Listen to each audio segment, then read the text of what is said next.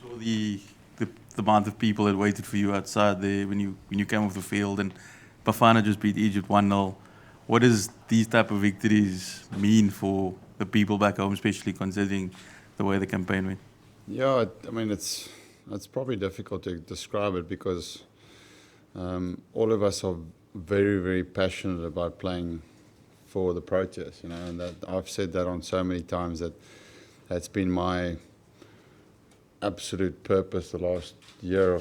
I haven't even looked at anything else because there's such a big desire to play for the Proteas and do well. So obviously when it doesn't go according to plan, which it didn't do for the first 7 games of this tournament, then it hurts because you're very proud to play for the Proteas. So I'm obviously after a tough tour, I'm just glad that hopefully the team could put a small smile on the South African supporters' face again.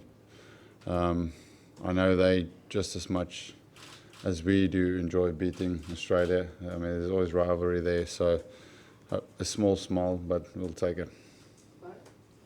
Faf, was there an overall farewell team to the match today? Like in terms of you guys, there were lots of hugs and lots of emotion when you scored the 100, when you walked off the field, and even during the innings break, Otis Gibson was hugging everyone. Was there just a farewell team overall?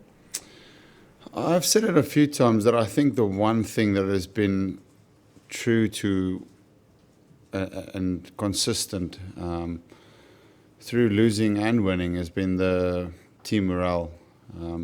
Yes, obviously we've been very disappointed how it's gone, but I never really felt that behind closed door that there was excuses being made or fingers being pointed at players in the team or coaching staff, and that's a real positive for me to take away from a disappointing tour. That the one positive bar the last 2 games has been the fact that we do there's more that we do than just cricket. That means that as a team we show great unity in tough circumstances, and that's when you get tested as a team.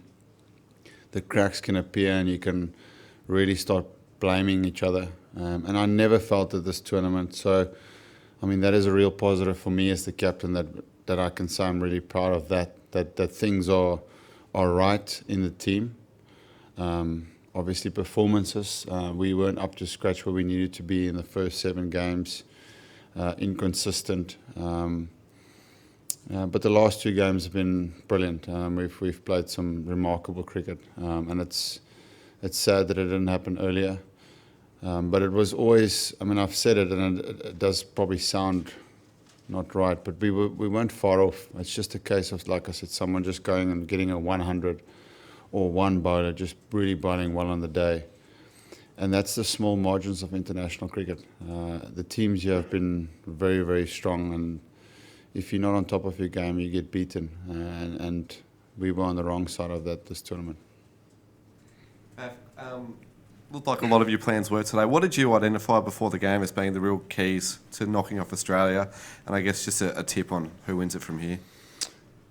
Yeah, it's just always for me, when you play Australia, you need to be up for the fight, you need up for the challenge. It is a team that if you slightly off in terms of being up for the fight, they will believe. And that is a fact. They've shown that on a lot of occasions. So that's always my message when we play against Australia, is make sure that you are there to look your opposition in the eye and fight for your country. It doesn't mean abuse, but it's just that presence that you have. And I think it brings the best out of all of us as a team, because we've probably played our best cricket the last 2 years against Australia, because we do raise our intensity a little bit more, which should be there for all games. But I can't tell you why it's not. But it's even for me personally, when I get confronted with playing against Australia, there's an extra motivation for me, because there's been past successes that I've got through, and I can rely on that. And your second part was just going forward, eh? Just who wins it? Yeah, it's difficult. I think Australia and India has proven it time and time again that they are teams that win big games. I mean, it's hard to look past Australia and the success that they've had in in winning World Cups. As much as we would like to say we want to compete with that, the confidence that an Australian team comes into a World Cup with what was it, 4 or 5 times that they've lifted the trophy, that confidence is just like an extra player in your team.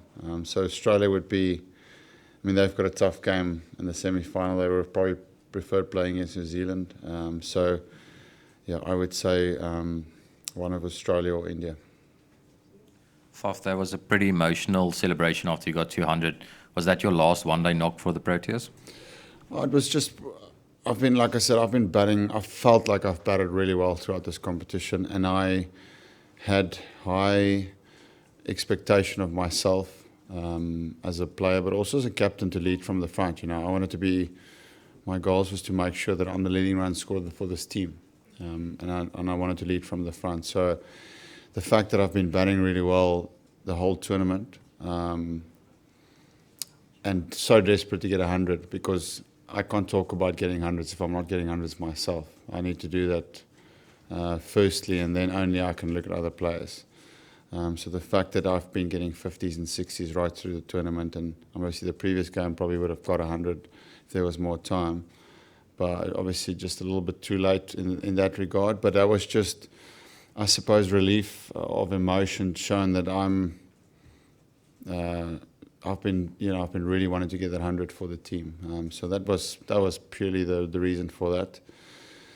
And then going forward, I don't know right now. As I said before, the previous before the game yesterday.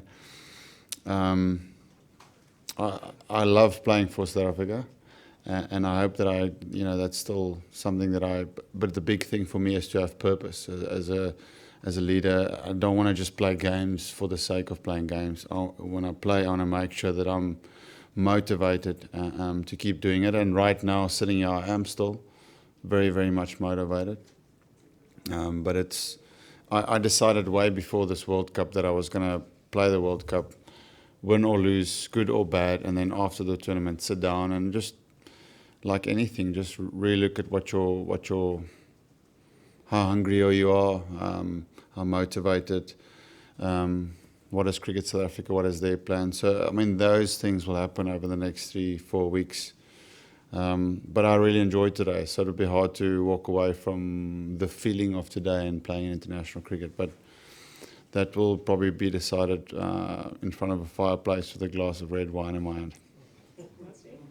Faf, speaking about last games, JP and Imi played the last game today. Just what about their contribution, especially under your captaincy? Yeah, 2 guys that I've got absolute so much respect for. Imran, if you go right back, Imran started with me at the Titans. He was straight out of Pakistan, and it was like from Lahore into the Titans. So I have played a long time with Imi, and I play with him in the IPL as well. He's just got an incredible amount of passion and love for the game of cricket, and he really commits to whichever team he plays for, because he's such a big-hearted player.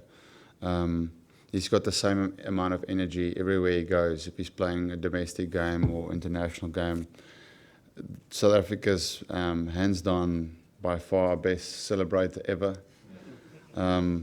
So I hope that people would remember that, because that inspires kids. Kids will, when they're running around at under 11 at cricket, they want to do what Emi does. So yeah, he's been a fantastic cricketer, but in terms of what he brings to our team has been really special, because he's a really caring person. Yeah, I'll make sure that I keep pushing him to be hungry to play for us in the T20 World Cup. I think he'll be a big player. So over the next while, I think he'll be released a little bit from international commitments, just so that we can make sure that we can get him back for in a year's time in that T20 World Cup. And yeah, JP has been the father figure of the team for a long time now. He's been my soundboard in the team. He's a very, very wise man. So it's always nice for me to have him around, just to talk to him about how I'm feeling, what's the team's feeling. He's the guy that has the the conversations with guys in the team, just how they're feeling, how they're going. So he's the father figure on the side. And I know with him, it's, the last year or two has probably not gone as well as he would have liked. But he's had a great career, and he can be incredibly proud of what he produced for. I think he's played the most one-day cricket in our team right now, so he's the most experienced. So I wish him well for what lies ahead. I'm sure it will be in cricket. I think he will be perfectly suited, even in the future, for the Proteas to just be a bit of a mentor, to help young players deal with what they're feeling, because he's a "what are you feeling" kind of guy. He loves that chat. So I think there'll be a good space for him to move into that.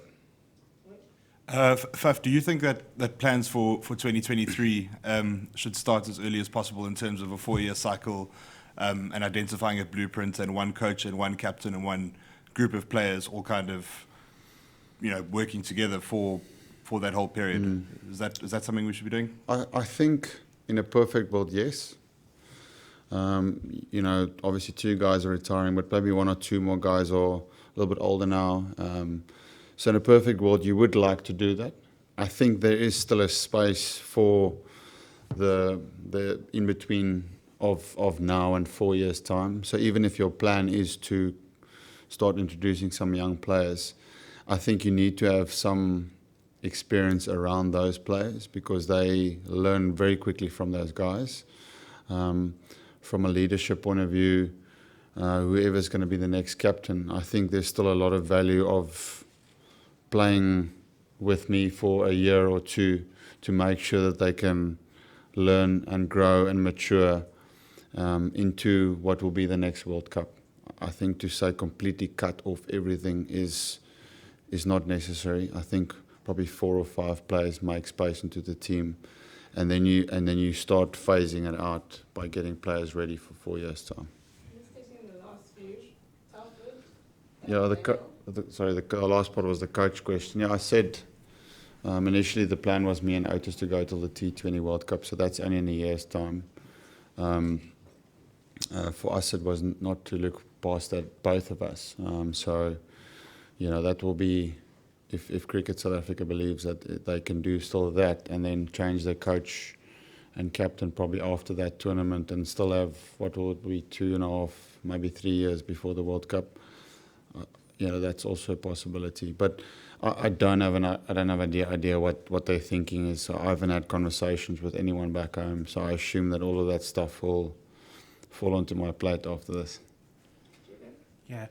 Just a word about Rassie's innings today and the form he's shown at this tournament. He's had to wait a long time for his chance on the international stage. What was it like batting with him today? Yeah, I mentioned in the post-match with Mark Nicholas that he asked me the same question. I said that today was a great example of Rassie for young players out there, that you start your innings and absolutely everything is going wrong. He's hitting every fielder. 5 of 30 balls or 20 balls or whatever, 95% of players would panic, and they would try and hit their way out of it. But the conversations with me and him there was just to stay calm, trust your game. It will turn. You'll hit one in the middle and then you will roll. But he's a very composed player, and that's why he's done so well so quickly, because he's got a very mature head on his shoulders. Yeah, I think Rassie has got a good future ahead of him. Maybe in all 3 formats for South Africa. He's got that. I think that extra thing that is required to do well at the international stage. And that you can see that when big moments prevent themselves or show themselves, Rassie has been probably there all the time. So he's got a bright future ahead of him. Faf, do you think your team played as well as they did today because they've had a bit of a break and able to get out the bubble and the pressure's been off, or did they finally find their best game today? I think both. We've had conversations behind closed doors about this, and I'm a big believer that, especially your more experienced players, your more players that know their game, are best when fresh.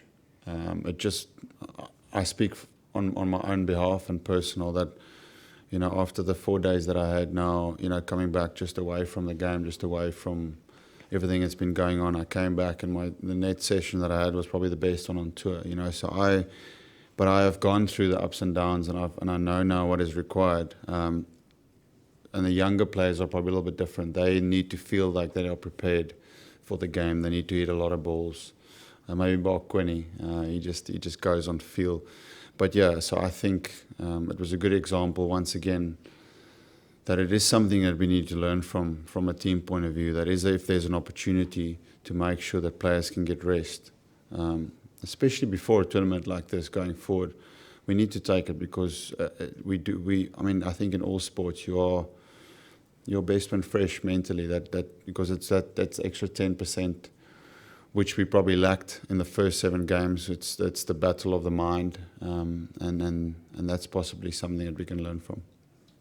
Last 3, please. Daniel, Myron, and Ken. Faf, after the Pakistan defeat, we asked you about your legacy, and you were pretty honest about that, and pretty down on that. Now, after a victory and after 100 for yourself, if this is your last game, ODI game for South Africa, how do you think you'll be remembered? You know, it was a weird one because I didn't feel. I mean, as I said, I felt like I've batted well through the competition, but it's just felt. I take it very personal, the fact that the team don't do well. It is something that I'm very proud of. So, if I got 400s and we're still in the same position that we were, I would still feel exactly the same way, and that's why I haven't. It doesn't sit well with me, the performance that we've had, because it was under the standard that we have in this team. So to at least prove to ourselves and to the people that this is still a great team, and the performance of the last 2 games have done that. Obviously, rightly so, people gave us a lot of stick because we didn't produce that cricket, but we didn't turn into a bad team in over 2 weeks' time. So yeah, it's good for me now that we can show the world that we are still a very good cricket team. There's 1 or 2 things that you hope will fall in your favour, a little bit of luck here and there, no injuries, and then your performances need to be more match-winning innings. And that was the difference between the top teams and the teams that didn't make the semis. Faf, 3 World Cups later, and in 4 years' time, the team that goes to 2023 will be vastly different. Just in terms of what you've seen, having captained here and played in a couple of other World Cups, can you perhaps pinpoint what it would take for this Proteas team to eventually win a World Cup? Difficult answer. I don't know, to be honest with you. Probably learnings from this one is that, you know, if you have the last 2 years with this team, we've always struggled a little bit with balance. We're always a batter light, a bowler light. So I'm hoping that in 4 years' time, naturally that will sort itself out. You know, the perfect combination team-wise is you've always got a 6 bowling option as a captain, and then you've got a top 7 plus maybe all-rounders at 8 and maybe even 9. And if you look at the teams that are here, a lot of them have that. They've got a great balance. Long batting lineups, great pace. I think you could see the success of this tournament has been the fact that the teams that have done well have got fast bowlers in their team. Stark, Ferguson, and England's got what's his surname now? Archer. They've been their 3 best bowlers in their teams. And I'm so glad for KG today. KG showed, you know, what makes KG a world's best. He was at his best again today. That first couple of overs to David Warner was like the Test series in South Africa when he was pumped up and bowling at him. So it was great to see him back at his best. But I'm hoping balance. I'm hoping that balance over the next 4 years that can be a real area of making sure that we are a little bit stronger, because we'll always have pace in South Africa, so that will be a great asset. Spin, the next World Cup's in India. How well we play spin and how many options we have as spin. I think right now in our team you've got 3 or 4 really good players of spin, and then you've got some young guys that's got some time on their side to get better. So that will be the difference between doing well and not.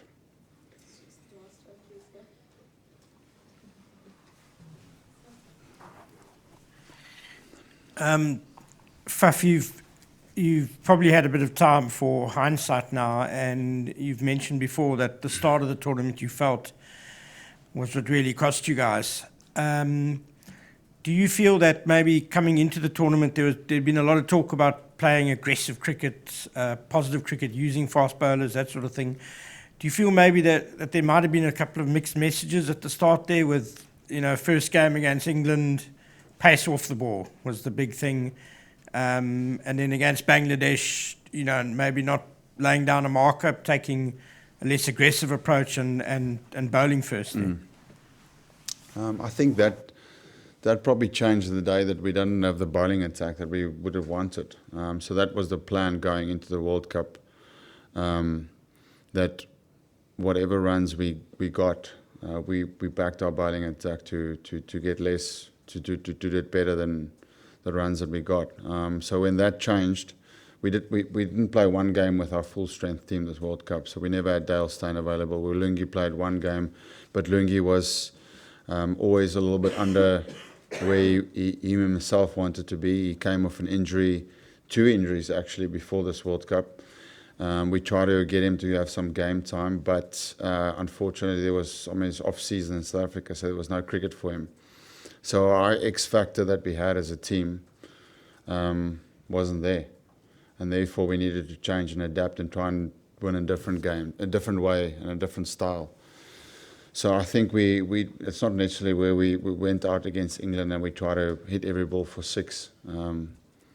They just got a biggish score and I think you've seen right through this World Cup, if you get runs on the board, 320 plus, it hasn't been really defended that much. And obviously vice versa, if we've bowled teams and we've kept them down to a low score, then we've batted at a completely different tempo. So the first 3 or 4 games we chased 330 probably every game. Bangladesh, yes, hindsight, I would bat first on that track. The tricky part with subcontinent teams is if you can get them out for 250 or 280, then you can easily chase it down. But if they get 320, then they become right in the game.